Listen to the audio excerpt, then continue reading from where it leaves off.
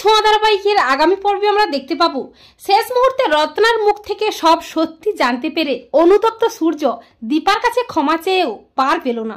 হ্যাঁ বন্ধুরা, আমরা এমনটাই দেখতে পাবো অনুরাগের ছোঁয়া ধারাবাহিকের আগামী পর্বগুলোতে। সূর্য দীপার উপর অভিমান করে দীপাকে কষ্ট দিতে উকিলকে দিয়ে একটা নোটিশ পাঠায় দীপাকে। সেই নোটিশে লেখা থাকে যে দীপা চক্রবর্তীর এই সেনগুপ্ত বাড়িতে আর থাকা যাবে না। নোটিশটা পাঠিয়েছে ডক্টর সূর্য সেনগুপ্ত। তা শুনে চমকে ওঠে বাড়ির সবাই, দীপাও অবাক হয়ে যায়। উকিল জানায় ডক্টর সূর্য সেনগুপ্ত বলেছে তিনি তার নতুন বিবাহিত স্ত্রীকে নিয়ে সেনগুপ্ত বাড়িতেই ফিরবে আর এখানেই থাকবে।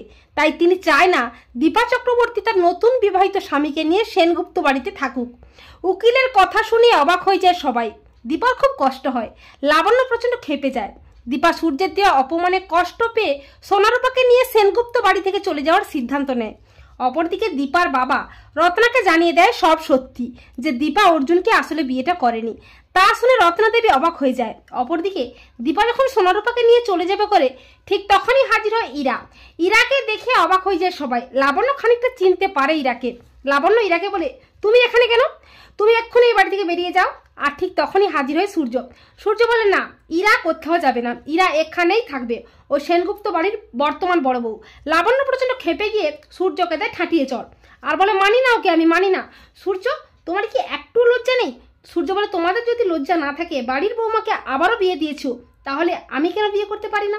সূর্য বলে, আমি আমার স্ত্রীকে নিয়ে এ বাড়িতেই থাকবো। তাই দীপা চক্রবর্তী যেন তার নতুন বিবাহিত স্বামীকে নিয়ে এক্ষুনি এ বাড়ি থেকে বেরিয়ে যায়। দীপা যখন সূর্যের দিয়ে অপমানে সোনারূপাকে নিয়ে বেরিয়ে যাবে করে ঠিক তখনই সব সত্যি জানাতে হাজির হয় রত্না দেবী। রত্না দেবী চিৎকার করে বলে, দীপা কোথাও যাবে না, দীপা এই বাড়িতেই থাকবে। রত্না দেবীকে দেখে অবাক হয়ে যায় সবাই।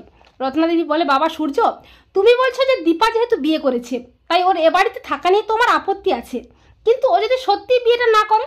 রত্না দেবীর কথায় অবাক হয়ে যায় সবাই। রত্না দেবী বলে যে দীপা সেদিন অর্জুনকে বিয়েটা করেনি, ও নিজের হাতে নিজের সিঁথিতে সিঁদুরটা পড়েছে। তার একমাত্র সাক্ষী দীপার বাবা। এরপর দীপার বাবা সব সত্যিটা সবাইকে জানায়। সব সত্যি শুনে অবাক হয়ে যায় সবাই। চমকে ওঠে সূর্য। সূর্য নিজের ভুলটা বুঝতে পারে।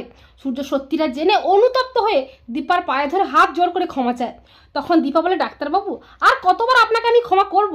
আর আমি পারছি না ডাক্তারবাবু, আপনি আমাকে এবার রেহাই দিন। তো বন্ধুরা, তোমরা কি চাও? দীপা কি আর একটিবার সূর্যকে ক্ষমা করে সমস্ত মান অভিমান ঘুচিয়ে সূর্যকে কাছে টেনে নেবে? কমেন্ট করে জানিয়ে দাও তোমাদের মতামতটি।